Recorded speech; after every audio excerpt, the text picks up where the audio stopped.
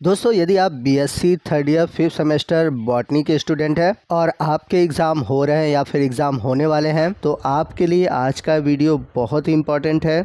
Important इसलिए है क्योंकि आज के सिर्फ इस एक ही वीडियो में आपके बॉटनी फर्स्ट पेपर, जिसका टाइटल है plant physiology, metabolism and biochemistry, इस सिलेबस के यूनिट 1 से लेकर यूनिट 8 तक के जितने भी मोस्ट इम्पॉर्टेंट क्वेश्चन हैं वो सभी क्वेश्चन एक सिंगल वीडियो में मिलने वाले हैं। और वीडियो में मैंने ऐसे क्वेश्चन को इंक्लूड किया हुआ है जो कि प्रीवियस ईयर में अलग अलग यूनिवर्सिटी में पूछे गए हैं, तो आपको अलग अलग यूनिवर्सिटी के पेपर को देखने की ज़रूरत नहीं है। और यदि आप किसी एक यूनिट से रिलेटेड क्वेश्चन देखना चाहते हैं तो आपको किसी भी पेपर के हर एक क्वेश्चन को देखना होगा। तो आज के इस वीडियो में आपके इस प्रॉब्लम को मैं सॉल्व करने वाला हूं। आपके जितने भी यूनिट हैं, हर एक यूनिट से रिलेटेड जितने भी मोस्ट इम्पॉर्टेंट क्वेश्चन हैं उन सभी क्वेश्चन को मैं यूनिट वाइज लेकर आया हूं। तो वीडियो बहुत ही इम्पॉर्टेंट है, वीडियो को ध्यान से देखिएगा, पूरा देखिएगा, कहीं भी वीडियो को स्किप मत कीजिएगा। तो आइए चलते हैं सबसे पहले यूनिट 1 की ओर। और यूनिट 1 का जो टॉपिक है वो है plant water relation, mineral nutrition, transpiration and translocation in phloem. तो इन सभी टॉपिक से रिलेटेड इस यूनिट में आपको क्वेश्चन देखने को मिलेंगे। तो चलते हैं पहले क्वेश्चन की ओर। Khaira disease of rice is developed due to the deficiency of which mineral, यानी कि किस खनिज की कमी के कारण धान की फसल में खैरा बीमारी उत्पन्न होती है। तो आपको बता दें कि चावल में जो खैरा रोग है यह जिंक की कमी के कारण होता है। और खैरा जो है, नाम जो पड़ा है, प्रभावित पत्तियों का जो रंग होता है कत्थे जैसा दिखाई देता है, इस कारण इसे हिंदी में खैरा नाम से जाना जाता है। अगला क्वेश्चन है, in which condition root pressure is maximum, यानी कि किस दशा में जड़ में जो दबाव होता है वो अधिकतम होता है। तो रूट प्रेशर होता क्या है, सबसे पहले ये जानते हैं। रूट प्रेशर एक प्रकार का पॉजिटिव प्रेशर है जो कि रूट द्वारा वाटर एब्जॉर्ब करने पर डेवलप होता है और इसी प्रेशर के थ्रू पौधे में कोई भी चीज़ ग्रेविटी के अगेंस्ट ऊपर की ओर चढ़ता है। तो रूट प्रेशर मैक्सिमम कब होता है, बात यह है। तो रूट प्रेशर तभी मैक्सिमम होता है जब ट्रांसपिरेशन लो हो और एब्जॉर्प्शन हाई हो। अगला क्वेश्चन है, what are mineral nutrition, discuss the physiological role of phosphorus and nitrogen, यानी कि खनिज पोषक तत्व क्या है, फास्फोरस और नाइट्रोजन की शारीरिक भूमिका को समझाइए। अगला क्वेश्चन है, डीपीडी यानी कि डिफ्यूजन प्रेशर डेफिसिट, जिसे हिंदी में बोलते हैं विसरण दाब न्यूनता, ये पूछा गया है और ये क्वेश्चन बहुत इंपॉर्टेंट है। ये क्वेश्चन आपके एग्जाम में बहुत पूछा जाता है, तो इस क्वेश्चन को आप जरूर तैयार रखिएगा। अगला क्वेश्चन है यूनिट 1 से, माइक्रो एंड मैक्रो न्यूट्रिएंट्स, यानी कि सूक्ष्म मात्रिक पोषक तत्व एवं दीर्घ मात्रिक पोषक तत्व के बारे में आपको बताना है। तो आप हमें कमेंट करके बताएंगे कि माइक्रो न्यूट्रिएंट्स और मैक्रो न्यूट्रिएंट्स कुल कितने हैं। अगला क्वेश्चन है हाइड्रोपोनिक्स, ये भी इंपॉर्टेंट टॉपिक है, इस पे 60 नोट पूछा जाता है, तो इस क्वेश्चन को आप अच्छे से तैयार रखिएगा। अगले क्वेश्चन की ओर चलते हैं। अगला क्वेश्चन है, define imbibition and permeability, right 4 difference between them. तो आपको अंतः शोषण और परमेबिलिटी यानी कि पारगम्यता को परिभाषित करना है और इनमें आपको 4 अलग अलग अंतर बताने हैं, तो ये भी काफ़ी इम्पॉर्टेंट है। मैक्सिमम इस टॉपिक से रिलेटेड आपको डिफरेंस ही पूछा जाता है, तो आप इम्बिबिशन और परमेबिलिटी और इसके साथ इम्बिबिशन और ऑस्मोसिस, इसमें क्या डिफरेंस है ये भी याद रखिएगा। चलते हैं अगले क्वेश्चन की ओर। अगला क्वेश्चन है, in rainy season wooden door swell up why, यानी कि बरसात के मौसम में लकड़ी के दरवाजे क्यों फूल जाते हैं। तो बरसात के दिनों में जो लकड़ी के दरवाजे होते हैं वो फूल जाते हैं, इसके पीछे का रीज़न होता है इम्बिबिशन। चलते हैं अगले क्वेश्चन की ओर। अगला जो क्वेश्चन पूछा हुआ है वो पूछा हुआ है शॉर्ट नोट्स के लिए। पहला है हाइपरटोनिक सॉल्यूशन, यानी कि अति परासारी विलयन, और दूसरा है डिफाइन ऑस्मोटिक पोटेंशियल, यानी कि परासरण क्षमता को परिभाषित कीजिए। तो ये दोनों क्वेश्चन भी इंपॉर्टेंट है, इसको आप याद रखिएगा। अगला जो क्वेश्चन है ये लॉन्ग क्वेश्चन में पूछा हुआ है। क्वेश्चन है, right an essay on mineral nutrition in plants, यानी कि पौधों में खनिज पोषण पर एक निबंध लिखिए। तो लॉन्ग टाइप के क्वेश्चन के लिए क्वेश्चन बहुत इंपॉर्टेंट है, इस क्वेश्चन को आप जरूर तैयार करिएगा। चलते हैं अगले क्वेश्चन की ओर। और अगले जो 2 क्वेश्चन है ये बहुत इंपॉर्टेंट है। इस क्वेश्चन को आप पहले से ही प्रिपेयर रखिए और इस क्वेश्चन के आने के चांसेस बहुत हैं। तो चलते हैं क्वेश्चन की ओर। पहला क्वेश्चन है give the salient features of Kranz anatomy. तो क्रेंज एनाटॉमी होता क्या है, इसकी आपको विशेषता बतानी है। वहीं दूसरा क्वेश्चन है what is bolting. Support your answer with the help of suitable example, यानी कि बोल्टिंग क्या है, उपयुक्त उदाहरण की सहायता से अपने आंसर को एक्सप्लेन करना है। अगला क्वेश्चन है what is transpiration, discuss the mechanism and factor affecting this process, यानी कि वाष्पोसर्जन क्या है, इसकी क्रियाविधि तथा इसको प्रभावित करने वाले कारकों का विस्तृत वर्णन कीजिए। तो ये एक लॉन्ग क्वेश्चन है और लॉन्ग क्वेश्चन में इस तरह के क्वेश्चन ट्रांसपिरेशन से पूछे जाते हैं। अगला जो क्वेश्चन है बहुत ही इंपॉर्टेंट है और ये क्वेश्चन 2 तरीके से पूछा जाता है। पहला तो मैं आपको बता दूं डिफाइन गटेंशन, यानी कि बिंदु स्राव को परिभाषित कीजिए। और जो दूसरा क्वेश्चन पूछा जाता है कि गटेंशन और ट्रांसपिरेशन इन दोनों में क्या डिफरेंस है, ये भी क्वेश्चन काफ़ी पूछा जाता है और बहुत ही इम्पॉर्टेंट है। तो इन दोनों क्वेश्चन को आप ज़रूर तैयार रखिएगा। अगला क्वेश्चन है explain why transpiration in higher plant is considered a necessary evil, यानी कि जो उच्च पौधे हैं उनमें वाष्पोसर्जन को आवश्यक बुराई क्यों माना जाता है। ये बहुत ही अच्छा क्वेश्चन है। तो आपको बताना है कि जो वाष्पोसर्जन है ये आवश्यक भी है, बुराई भी है। ऐसा क्यों है, ऐसा क्यों कहा जाता है, इसका आपको आंसर बताना है। अगर आपको इसका आंसर पता है तो प्लीज़ कमेंट करिएगा, नहीं तो इस टॉपिक पर मैं एक अलग से वीडियो बनाऊंगा। चलते हैं अगले क्वेश्चन की ओर। तो जो ऊपर वाला क्वेश्चन है ट्रांसपिरेशन से रिलेटेड, पीछे भी मैंने बताया हुआ है, ये इंपॉर्टेंट क्वेश्चन है। इसके बाद अगला क्वेश्चन है right an essay on mechanism of translocation of solutes in phloem, यानी कि फ्लोएम में कैसे सॉल्यूट का ट्रांसलोकेशन होता है एक स्थान से दूसरे स्थान पर, आपको इसके मैकेनिज्म के बारे में बताना है। तो इससे रिलेटेड एक टॉपिक और भी है, मैं आपको उसको बता देता हूँ। आपको मुंच हाइपोथेसिस पढ़ना है, आप ये ज़रूर हाइपोथेसिस पढ़ लीजिएगा। ये जो टॉपिक है ये फ्लोएम ट्रांसलोकेशन से रिलेटेड है। और यहाँ पर मैं आपको बता दूं कि जितने भी हमारे 5th सेमेस्टर के स्टूडेंट हैं और वो बॉटनी पढ़ना चाहते हैं, तो बॉटनी से रिलेटेड फर्स्ट पेपर का जो टॉपिक है मैंने इस पर पूरा वीडियो बनाया हुआ है। आपके फर्स्ट पेपर में जितने भी टॉपिक हैं, अगर आपने वो वीडियो नहीं देखे हैं तो उन सभी वीडियो को आप हमारे चैनल के प्लेलिस्ट में जाकर देख सकते हैं। तो अगर आप प्लेलिस्ट को देखेंगे तो आपको हर एक यूनिट वाइज हर एक टॉपिक मिल जाएगा। चलते हैं अगले यूनिट की ओर, यूनिट सेकंड, जिसका टाइटल है कार्बन ऑक्सीडेशन। तो इसमें आपको कार्बन ऑक्सीडेशन यानी कि कह सकते हैं कि रिस्पायरेशन से जुड़े हुए सभी क्वेश्चन पढ़ने हैं और इम्पॉर्टेंट टॉपिक है। इस यूनिट से भी कई सारे क्वेश्चन बनते हैं। तो चलते हैं पहले क्वेश्चन की ओर। पहला क्वेश्चन है explain the glycolysis and also discuss the importance of oxidative phosphorylation, यानी कि ग्लाइकोलाइसिस को समझाइए एवं ऑक्सीडेटिव फास्फोराइलेशन का महत्व भी बताइए। यहाँ पर आपसे एक क्वेश्चन और भी है जो कि ग्लाइकोलाइसिस से जुड़ा हुआ है। क्वेश्चन है ग्लूकोज से पायरुविक अम्ल बदलने में कितने एटीपी अणु प्राप्त होते हैं। तो इस क्वेश्चन का आंसर आप हमें कमेंट करके बताएंगे। चलते हैं अगले क्वेश्चन की ओर। अगला क्वेश्चन है Krebs cycle is a part of which respiration, यानी कि क्रेब्स चक्र किस श्वसन का भाग है। अगला क्वेश्चन है describe the EMP pathway, EMP pathway के बारे में बताना है। ये लॉन्ग क्वेश्चन पूछा जाता है और कुछ शॉर्ट नोट पूछे गए हैं जैसे कि Krebs cycle, ATP, discuss the role of mitochondria in respiration, aerobic anaerobic respiration. तो इन सभी क्वेश्चन को आप जरूर तैयार रखिएगा। अगला क्वेश्चन है give a brief account of the following, यानी कि आपको इन पर संक्षिप्त टिप्पणी लिखना है। पहला है रेगुलेशन ऑफ ग्लाइकोलाइसिस और दूसरा है रेगुलेशन ऑफ टीसीए साइकिल। तो आपसे क्वेश्चन यहाँ पर एक है टीसीए साइकिल है क्या और ये किस और नाम से जाना जाता है। चलते हैं अगले क्वेश्चन की ओर। और अगला क्वेश्चन बहुत ही इंपॉर्टेंट है। क्वेश्चन है व्हाट इज़ एरोबिक रिस्पायरेशन, यानी कि ऑक्सी श्वसन क्या है। Discuss the factor affecting the rate of respiration, यानी कि श्वसन की दर को प्रभावित करने वाले कौन कौन से कारक हैं, उनके बारे में आपको व्याख्या करनी है। अगला क्वेश्चन है यूनिट 2 से जो कि बहुत ही इंपॉर्टेंट है। क्वेश्चन है व्हाट इज़ क्वांटम इल्ड, यानी कि क्वांटम इल्ड क्या है। अगला क्वेश्चन है what do you mean respiratory quiescent, यानी कि श्वसन भागफल से आप क्या समझते हैं।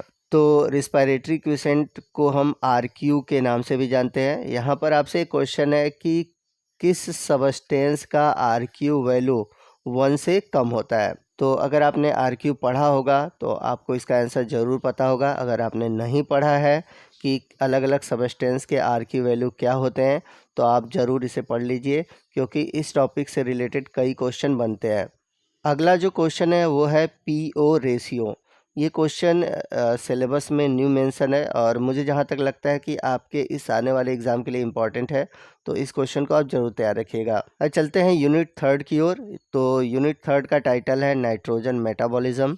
तो इस टॉपिक से रिलेटेड हमारा जो पहला क्वेश्चन है, explain the mechanism of nitrogen fixation, discuss the importance of nitrate reductase, यानी कि नाइट्रोजन स्थिरीकरण की विधि को समझाइए और जो नाइट्रेट रिडक्टेज है इसका महत्व भी बताइए। इसी टॉपिक से रिलेटेड अगला क्वेश्चन है, which pigment is essential for nitrogen fixation by leguminous plant, यानी कि जो दलहनी पौधे होते हैं उनमें नाइट्रोजन के स्थिरीकरण के लिए कौन से पिगमेंट की आवश्यकता पड़ती है। अगला क्वेश्चन है, explain the symbiotic relationship between leguminous plant. आपको लेग्यूमिनस प्लांट जो दलहनी फसलें हैं उसके सिम्बियोटिक रिलेशनशिप को समझाना है। तो यहाँ पर आपको बता दें कि राइजोबियम लेग्यूमिनोसारम के बारे में अगर आपने पढ़ा होगा तो उसी टॉपिक से रिलेटेड आपको इसका आंसर देना है। अगला question, explain briefly the GS GOGAT। ये एक इम्पॉर्टेंट क्वेश्चन है क्योंकि ये नया मेंशन हुआ है, तो आप इसको जरूर तैयार रखिएगा। और अगर आपको इस टॉपिक से रिलेटेड जानकारी चाहिए तो एक अलग से मैंने वीडियो बनाया हुआ है, आप चाहे तो हमारे चैनल के प्लेलिस्ट में जाकर देख सकते हैं। अगला question, right a short note on reductive ammunition. तो आपको रिडक्टिव एमिनेशन पर शॉर्ट नोट लिखने हैं। अब चलते हैं अगले क्वेश्चन की ओर। अगला question, discuss the classification of lipids, यानी कि लिपिड के वर्गीकरण को आपको समझाना है।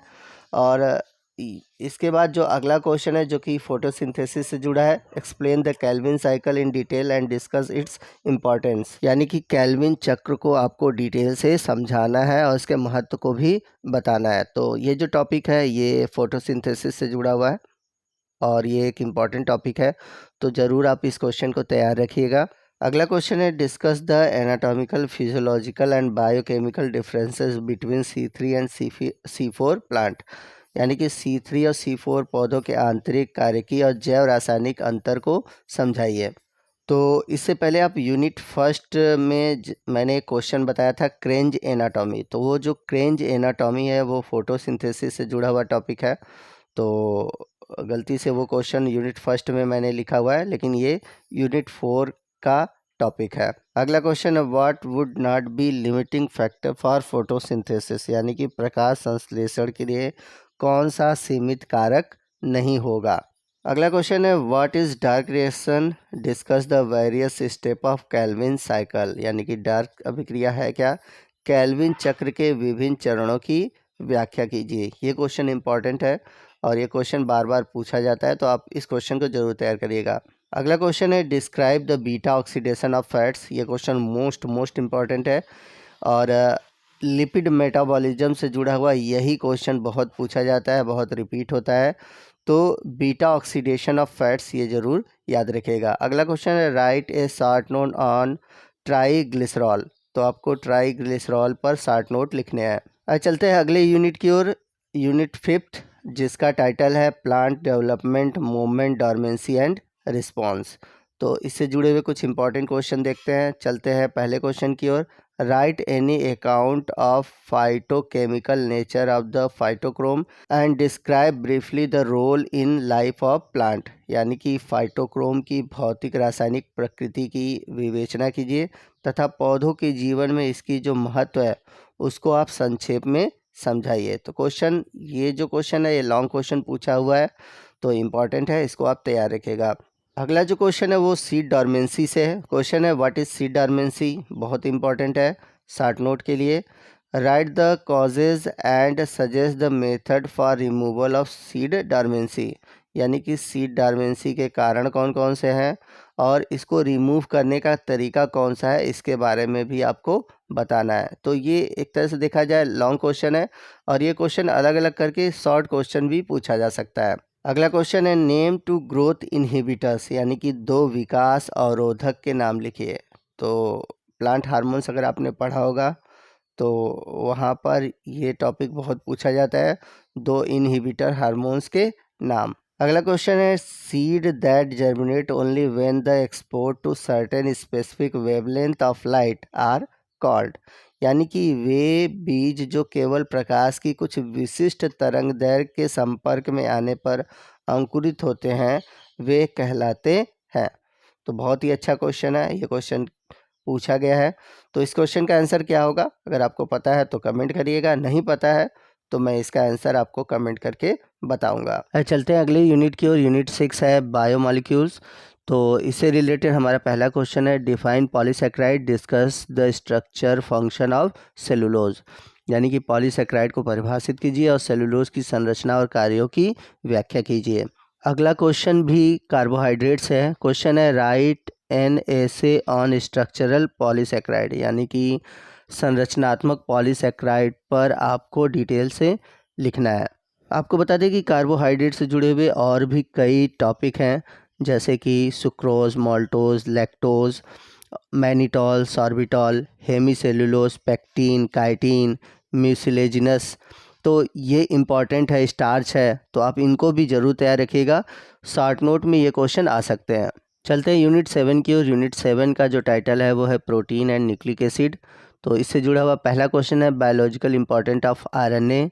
और न्यूक्लिक एसिड से ही जुड़ा हुआ एक क्वेश्चन है, Watson and Crick model of DNA. और आपको बता दें कि जेड डीएनए और बी डीएनए में जो डिफरेंस है ये भी क्वेश्चन पूछा जाता है, तो आप इस क्वेश्चन को भी तैयार रखिएगा। अगला क्वेश्चन है, define protein, discuss the biological function of protein. यानी कि प्रोटीन को परिभाषित कीजिए और प्रोटीन की जैविक क्रियाओं को बताइए। अगला क्वेश्चन है, what is iso electric point. यानी कि समविभव बिंदु क्या है, ये इंपॉर्टेंट क्वेश्चन है। और अगला क्वेश्चन बायोमॉलिक्यूल से है, how glycosidic bond is form. यानी कि ग्लाइकोसिडिक बंध कैसे बनता है।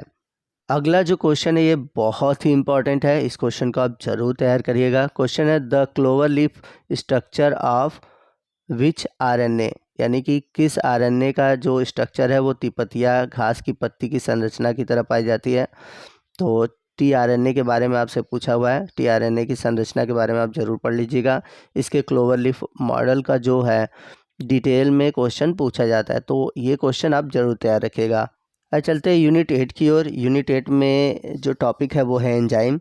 तो एंजाइम से जुड़े हुए क्वेश्चन पूछे जाएंगे। पहला क्वेश्चन है, विच hormones is called stress hormones. यानी कि किस हार्मोन्स को तनाव का हार्मोन्स कहा जाता है, तो इम्पॉर्टेंट है। और आपको बता दें कि प्लांट हार्मोन से जुड़े हुए auxin, gibberellin, cytokinin, abscisic acid, ethylene, आप इनको भी तैयार रखिएगा। इन सभी टॉपिक से रिलेटेड क्वेश्चन बनते हैं और पूछे जाते हैं।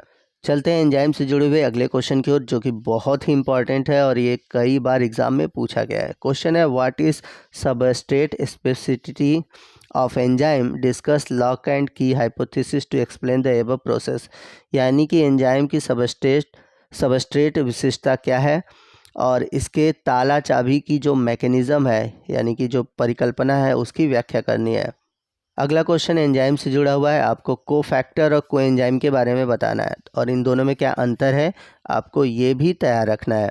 अगला क्वेश्चन है, what are enzyme, how are they named and classify, what is their importance in biological system. यानी कि एंजाइम है क्या, ये कैसे निर्मित होते हैं, इनको कैसे वर्गीकृत किया गया है, इनका जैविक तंत्रों में क्या उपयोग है, ये भी बताना है। तो काफ़ी इंपॉर्टेंट क्वेश्चन है, आप इसको याद कर लीजिएगा।